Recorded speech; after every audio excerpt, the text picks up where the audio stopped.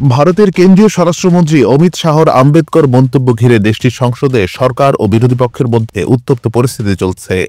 তার মাঝেই সংসদ পরিণত হল রণক্ষেত্রে। দস্তাদস্তিতে আহত হলেন ভারতীয় জনতা পার্টির 2 সাংসদ। আর এতে অভিযোগের আঙুল উঠেছে কংগ্রেস নেতা রাহুল গান্ধীর দিকে।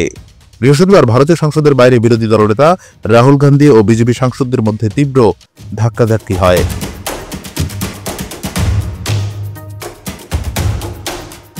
সংঘর্ষে বিজেপি সাংসদ প্রতাপ সারাঙ্গী মাথায় আঘাত পেয়ে হাসপাতালের আইসিইউতে ভর্তি হন।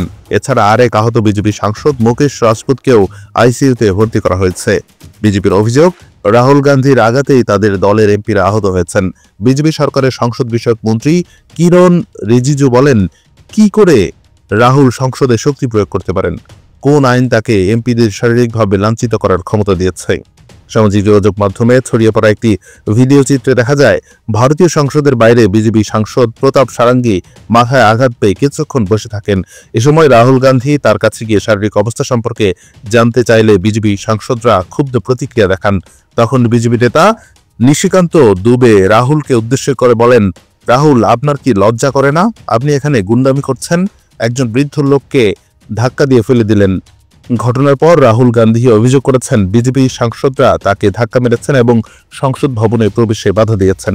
এই ঘটনার পর কংগ্রেস নেতা রাহুল গান্ধীর বিরুদ্ধে এফআইআর করেছে বিজেপি। ভারতীয় সংবাদ মাধ্যম সূত্রে জানা যায়, পার্লামেন্ট স্ট্রিট পুলিশ স্টেশনে গিয়ে বিরোধী দলনেতার বিরুদ্ধে অভিযোগ দায়ের করেন বিজেপি নেতা অনুরাগ ঠাকুর বাঁশুরি স্বরাজ। বুধবার থেকেই অমিত শাহর বিরুদ্ধে আম্বেদকর অবমাননার অভিযোগ তুলে সরব হয়েছে কংগ্রেস সহ বিরোধী নেতারা। আজ লোকসভায় সেই বিক্ষোভ ঘিরেই চলে এই তুরকালাম।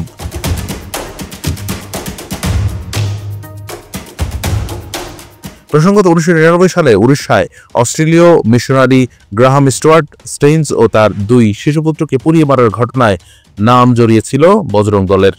আনন্দবাজার পত্রিকার প্রতিবেদন মোতাবেক সেই সময়ে বজরং দলের রাজ্য সভাপতি ছিলেন সারাঙ্গী। তার বিরুদ্ধেও খুনের মামলা হয়, কিন্তু মূল অভিযুক্ত দারা সিংহের যাবজ্জীবন জেল হলেও বিচারে রেহাই পেয়ে যান সারাঙ্গী। Anwar Hossain, BD archive.